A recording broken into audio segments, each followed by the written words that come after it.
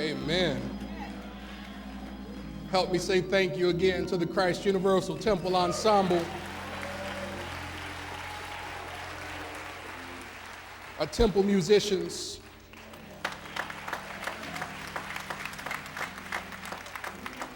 Our soloist, fantastic Miss Sandra Bowens.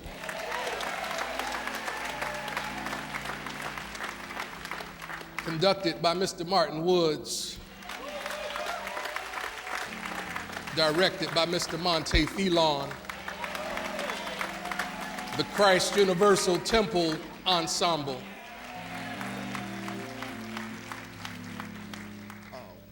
All right, so I just want to say two things to you before I get into the lesson. The first is that we continue to pray with and hold the consciousness for our family in Orlando.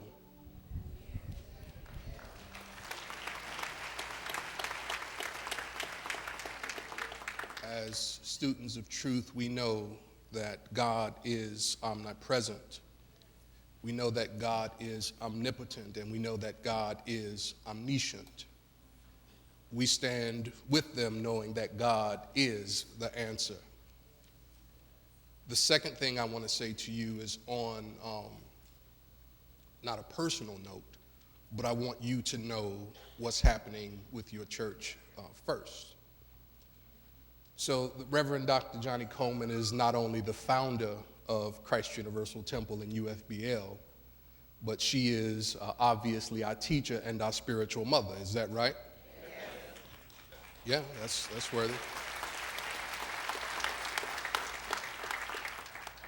Dr. Coleman bequeathed to Christ Universal Temple many of her personal effects.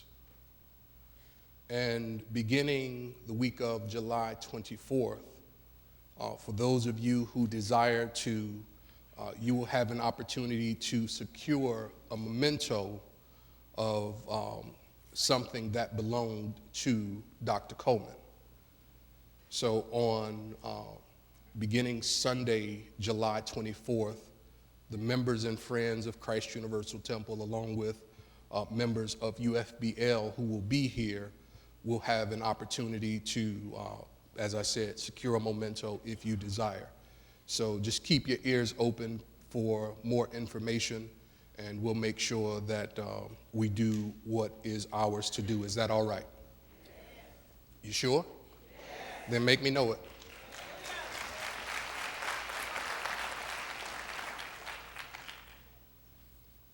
So we continue in our series, Guidelines for a Master.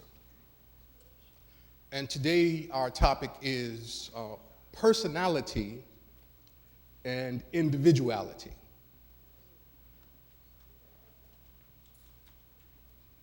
These two ideas make up the basic attitudes of mind that make up our identity. But both personality and individuality have a place. When one gets out of its place or out of its position or out of its lane, then it can tend to move those of us who know and study and understand truth. It can begin to move us in ways that are inconsistent with the truth that we say we know.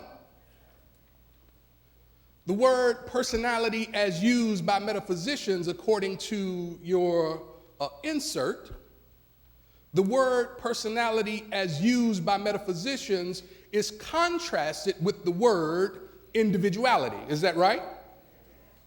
But it is important that we remember, say remember. It is important that we remember that a metaphysician is one who is skilled in the spiritual science of being. Yeah, a metaphysician is one who is skilled in the spiritual science of being. See, anytime you find or see a metaphysician who is acting from their personality, you know that that is a metaphysician to who some degree or another has lost their way. Because a metaphysician, by the nature of their study, recognizes that spiritual science is the systematic and orderly arrangement of knowledge, and the systematic and orderly arrangement of knowledge gives the metaphysician a systematic and orderly arrangement by which to live out the truth that they say they know. So whenever the metaphysical Christian is rooted or playing out or acting up and out and ugly from the personality, don't judge what you see, just know for yourself that they are off course.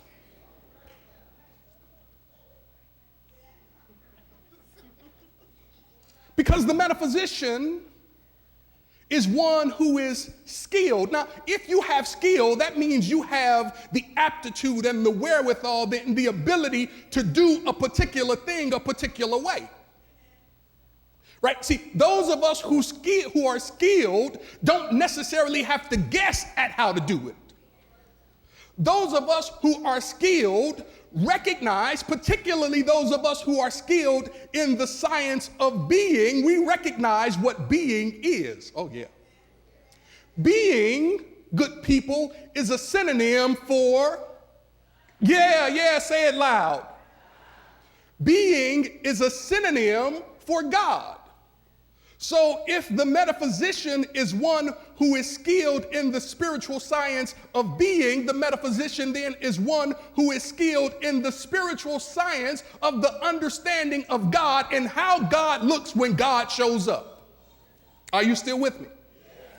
Since God, we say, is composed of these archetypes called life, love, wisdom, power, and substance, since we say that being is omnipresent and omniscient and omnipotent, since we as metaphysical beings and metaphysical Christians understand God to be these things, then why do we keep tripping?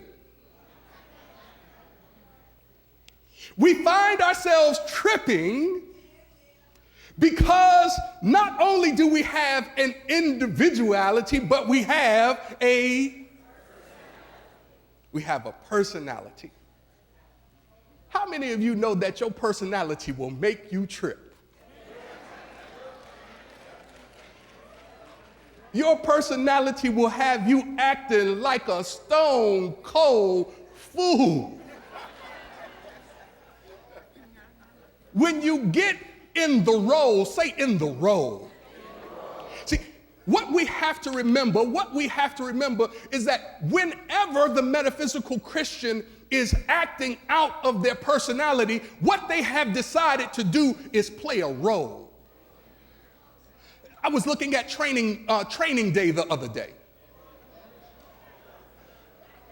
And I saw my main man,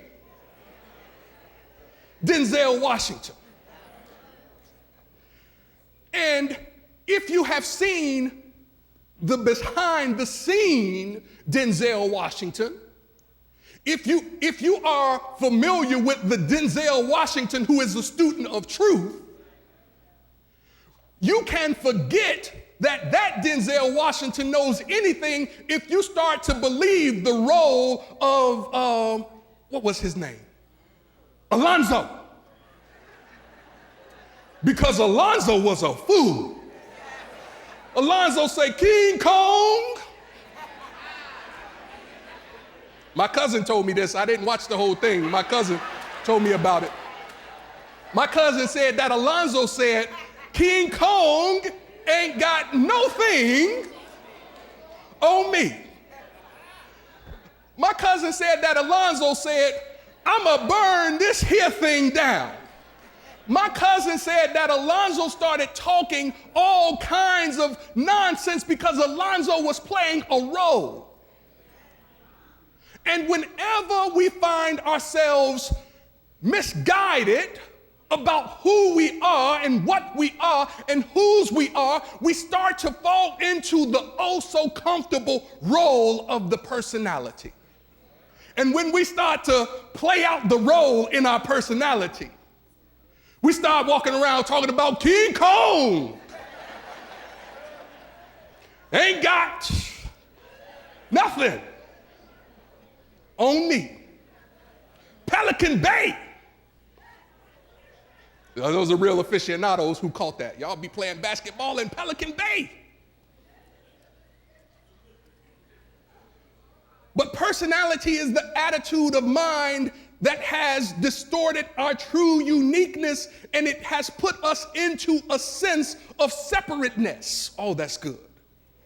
Personality, whenever we are rooted in and misguided by our personality, or whenever our personality is out of its place, because I don't want to diss the personality has a purpose.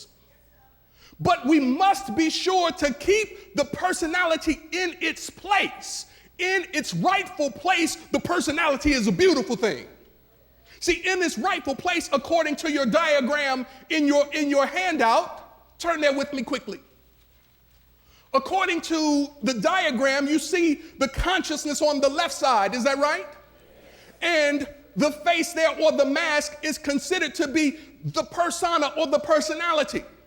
And from the consciousness through the personality come these so many wonderful things, our ways of dressing, our language, the way we look, our hobbies that we take up, the way we relate to others, how we act, the things that we like and the things that we dislike, our tastes. All of these things express themselves through the personality and then reflect out into the world. So the personality has a place, but you never want to put your personality above and beyond your individuality or your God self. Whenever you put the mask wearing you over the true you, you begin to distort the thing that makes you truly unique and special, and you begin to develop a sense of separation from that which you can never be separated from. Here is the problem when we begin to develop a sense of separation. Anytime you begin to think that you are separated from God, what you then do is set up conditions for which you can suffer based upon what you believe.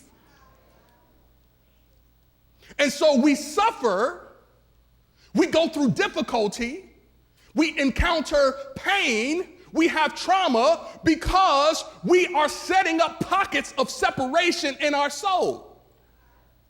Now, some pain is beneficial. Yeah. No, some pain gives you an indication that something is wrong. Right? The symptom lets you know that something is a little off. But then there are other pains that are avoidable. So the personality, when we stay rooted in it and when it is out of its proper place, begins to set up this sense of separation, and the sense of separation becomes a cause for which we suffer. We have to be mindful about leading from our personality, because when you lead from your personality, and you have other people who have stronger personalities, because the personality is designed and inclined to be the best that it can be, we will accept attributes from the personalities of other people. And when you accept attributes from the personalities of other people, you start to have mannerisms and have behaviors and have words that may not truly be rooted in your consciousness, but they will no less attract to you experiences of suffering, even though you don't have the foundation to help you support yourself through that suffering. See, it's a different kind of experience when you experience in your soul somebody else's problem.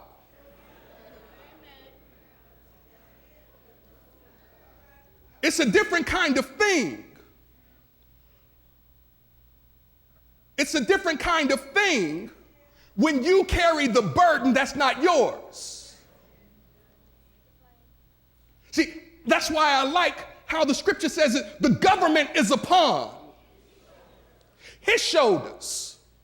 But if you and I allow ourselves to be stuck and rooted in our personality, and we meet other people with charismatic personalities, and we take aspects of their personality and start expressing them from the other side of our mask, we're acting out of roles that we're not suited for.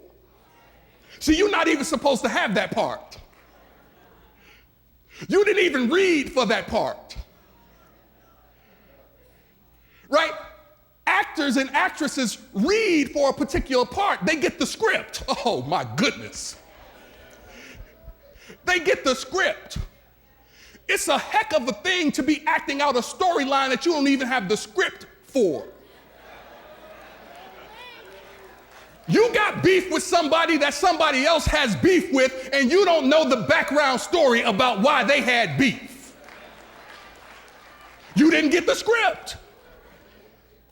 You didn't read the roles. You don't know what the other characters are supposed to be doing.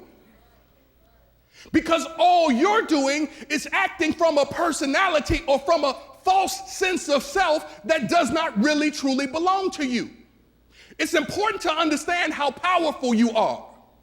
You are so powerful that you can create roles and scenarios and stories that don't even belong to you. You can have pain from some stuff that don't have nothing to do with you. But I hope we can help you today.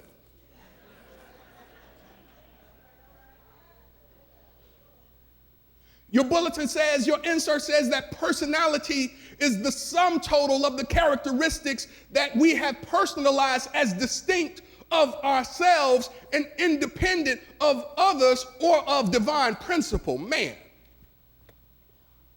Personality is the sum total of the characteristics that we take on as our own, but we think that these characteristics are distinct of ourselves. As I just said, you don't even know you taking on the mannerisms of somebody else. When they talk, they move their hands like this. Next thing you know, you've been around them for 2 weeks. Y'all had a couple dinners together. They talk, everybody's doing this at the table. The soul is a sponge. We just naturally take on our environment. We become that which we are around. That's why you have to be careful who you hang out with. That's why you got to watch your circle. If all your friends are broke, it's only a matter of time that. No, I'm so serious. Can I take it one more step further? If all of your friends cheat in their relationships, it's going to be tough for you to maintain some integrity with yours. I'm just saying. I'm not saying. I'm just saying. Get around some healthy people if you want to be healthy. Hang out with people who are already where you're trying to go. As the saying goes, you can't be an eagle hanging out with pigeons. You never see an eagle flying on the same level as pigeons. The eagle knows that it was meant to soar. And the pigeon knows that it should just be able to get a few worms from your grass. Be mindful, be mindful, be mindful. Be mindful. The personality, it has a place, it has a role. I'm not suggesting that it is bad. I'm suggesting that it's good in its rightful place. You want to make sure that your personality is in its rightful place. Are you with me? We remember that John the Baptist represents the personality or the illumined intellect. We see John Baptist as the highest development of human consciousness. We see John the Baptist as representing the personality. John the Baptist did a lot of good. John the Baptist blessed a lot of people. John the Baptist had his whole crew, his own whole crew. As we just read about in the service, John the Baptist was already blessing people and healing people before Jesus ever hit the scene. In some ways, Jesus was a follower of John the Baptist. That's a different lesson. But here is what John the Baptist said when speaking about Jesus. John the Baptist representing the personality, Jesus representing the individuality. John the Baptist recognizing the limitation of personality says, I must decrease so that he, the Christ, the individuality of the soul can increase. And just as he decreed that you and I must consistently decrease so that the personality can find its right place. There is a place for your personality, but the place for your personality is not ahead of your Christ self. Sometimes you need to put the mask on.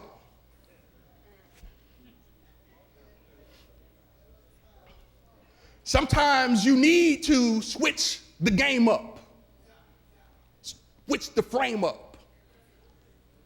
Sometimes you need to show people a different side of yourself.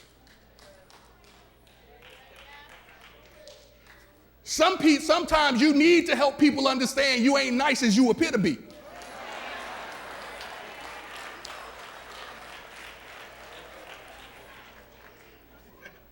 Sometimes you had to let the Lou Ferrigno turn into the Incredible Hulk. You had to tell him, don't make me angry. You won't like me when I'm angry. Sometimes you had to flip it. You have to get green. Sometimes you have to get green. They don't let the beast come out.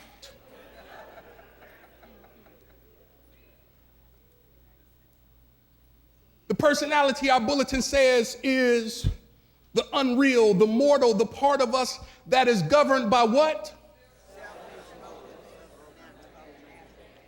Personality is the unreal, the mortal, the part of us, let's take it together, that is governed by the selfish motives of the natural man.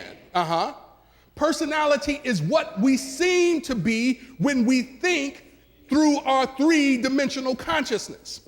That's good. Because sometimes we get lost in our roles. Sometimes we get lost in our roles. Sometimes we get lost in the roles of the persona or of the personality that we're here to play. Sometimes we lose ourselves in being mothers and fathers. Sometimes you don't take care of yourself because you're so busy taking care of other people. So you can lose yourself. It's a good thing to be a mother. Don't get it twisted, right? How many of you know it's a good thing to be a mother? How many of you know it's a good thing to be a father? But you don't want to lose yourself in the role, right? It's a good thing to be a husband. It's a good thing to be a wife. But you don't want to lose yourself in the role. See, everything that you do cannot be about the maintenance and sustenance of somebody else.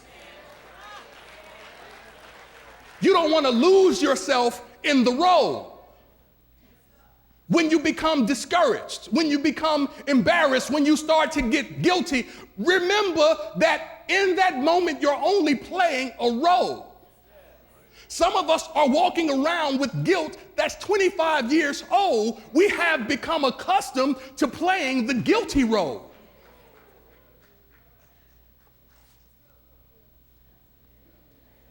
You don't want to lose yourself in the role.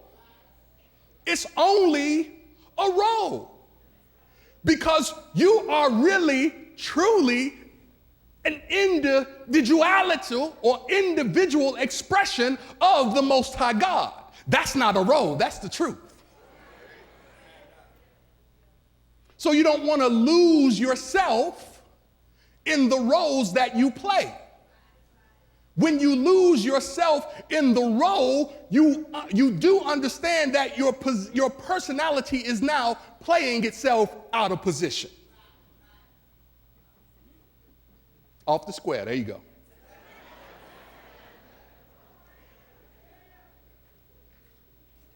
when we become lost in and limited by the roles, we lose sight of our divine nature as children of God and as spiritual beings. And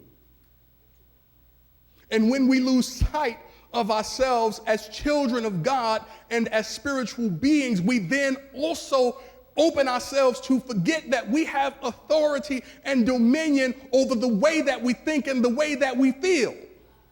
And so here again, the personality that is intended to be good now becomes a gateway by which we suffer more. I'm trying